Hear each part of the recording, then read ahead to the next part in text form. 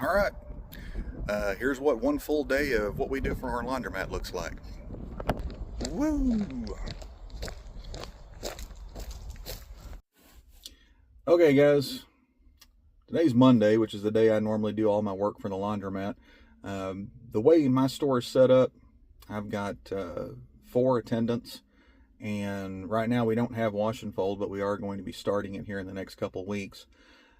And basically, I have to spend about 6 to 8 hours a week in my laundromat. Sometimes I spend more, but usually it's because either I want to or I'm, talking with an employee or something like that.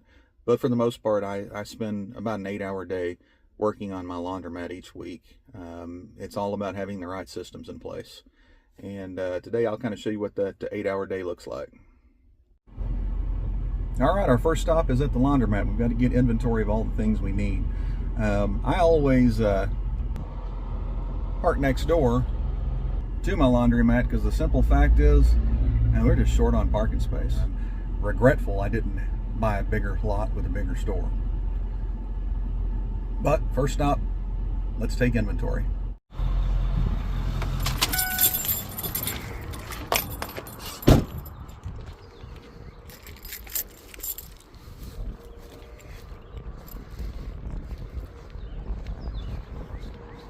That right there, that's the only stoplight in town. So this laundromat does really well in such a small town too.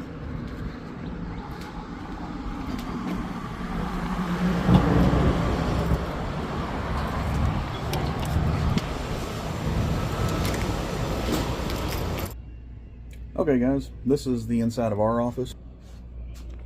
That's where I keep the snack goods. That's where we keep all our cleaning goods.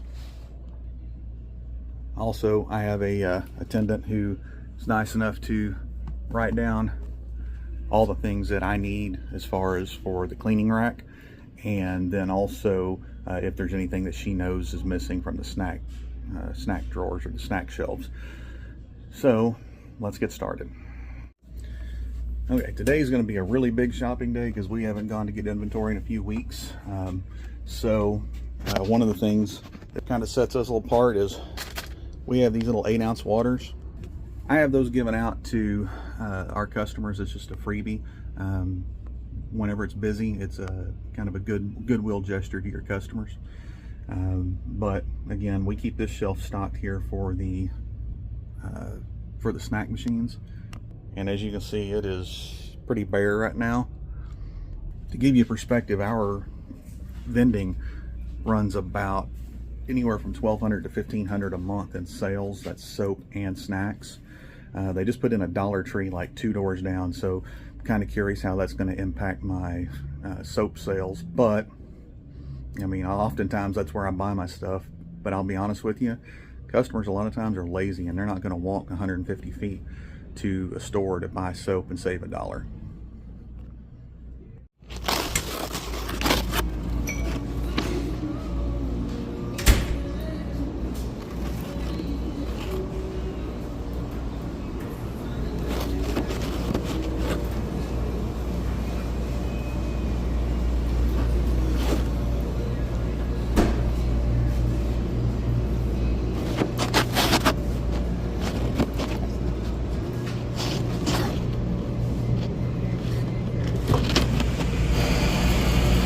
We have our vents, which we put filters on. A lot of people say, oh, you can't do that, it'll restrict your airflow. Well, there were some miscommunications with our engineer, and he made twice as much openings as we actually needed. So we had quite a bit of dust and dirt back here. You'll notice how clean this place is. It's this clean back here because I've got a really good cleaner on my staff, and she just like cleans nonstop. So I'll walk from the back to the front. We have all these extra carts. I use them for storage. You always want to have a mountain of towels whenever you have a laundromat, because you never know when you're going to have a flood or a spill. That is the jetter hose and a sewer pipe camera. You'll definitely want that whenever you get a laundromat. You've got spare hoses for the washers and dryers in here, utility stuff. You are going to need this. Go to go to Harbor Freight and get you a big ass toolbox, because you're going to want every tool you can get when you're working here. Because like our store's in a small rural town, it's 15 minutes to a big box store for a hardware for any type of tools you might need. So definitely get you a big toolbox and get you plenty of spare parts. I keep the air compressors back here because we use those to blow out the dust and lint and dirt and everything. You see all this wainscoting? A lot of people may think it's kind of silly to put any type of decorative wainscoting in the back room. Well, the reason we have it is because the first month we were open, we're a steel building, so the guy unscrewed the back wall, busted out my sheetrock, climbed in the building, and then realized it's a card store and there's no coin boxes to drill out. So we put the wainscoting up so that we can just shoot nails all through the walls, so if they do unscrew the outside of the building and start punching their way through, we're at least going to have a DNA and blood sample. Then we use Navian. We use Navian because it has its own built-in recirculation pump. Just also what our engineer recommended. They've been really good.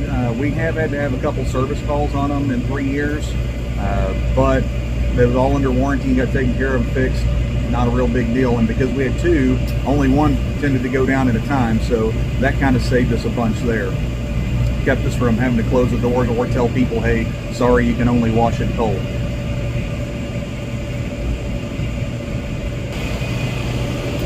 Then we have bulk soaps, and we have our soap storage for soap sales. Like I said, if you're going to sell soaps, get a vending machine if you're not fully attended, because you will sell far more soaps. My soap sales went up 600% when I put in a vending machine.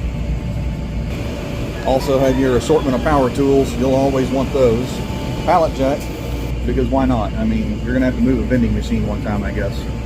Actually, I've just been lazy and haven't taken it home. But this is the overall view of our back room behind the dryers. And I will say, initially I thought this was too much space. I will tell you right now, there's no such thing behind your dryers. First time you're laying down on the ground trying to change something, it helps to be able to move. Also, the storage is just, I mean, you can't beat having enough storage. So that's what's behind our dryers. Okay, one other thing, talking about what's in the back room, your ductwork. Here, our dryers go into what is called a manifold, or go into a manifold, which is basically where they all three merge and then go out the roof. If you're building a laundromat, highly encourage, keep your dirty air separate from your clean air. Vent out the wall for your dryers, so you throw all the lint on the ground, and then keep your air conditioners on the roof or on another side of the building away from the dryers. That way you don't have lint in everything. I have to clean out my condenser coils monthly in the summertime, especially to keep the air conditioner working efficiently. And it's all because my candy canes dump out on the roof, which is just above the air conditioners, and really there's not another way to set them up around here unless I were to move the condensers to the other side of the building, which would be an expense of its own. All right, so we have inventory, have everything, our list, everything we need, and now we're going to start heading off to the wholesalers.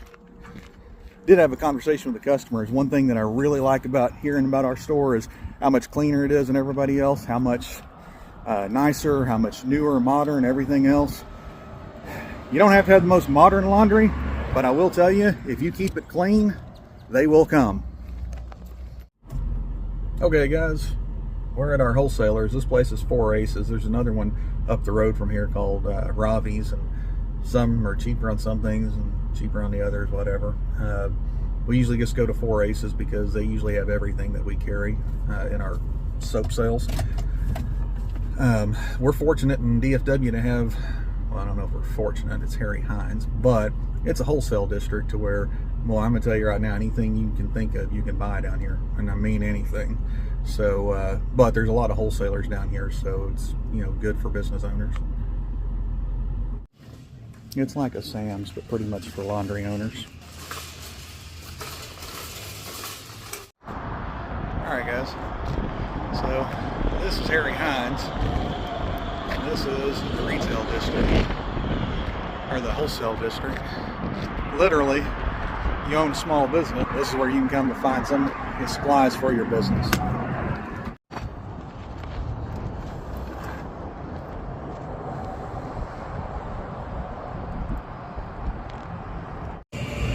Okay, so tonight we're doing some backroom maintenance, which is just the water heater flush. You want to do this every 6 to 12 months or as needed for your, depending on your water hardness and how your water flow's going, and basically keep them healthy. I've heard a lot of people talk about boilers versus tankless. To me, it's not even an argument. Tankless doesn't take up room, gives you water on demand. It's endless supply of hot water. You put in a recirculation loop with them, and you've got instant hot water. And once you have them installed, if something breaks, you have to replace them. You do it less than $2,000. A good boiler system is going to cost you 10 grand. So this is all there really is to the maintenance.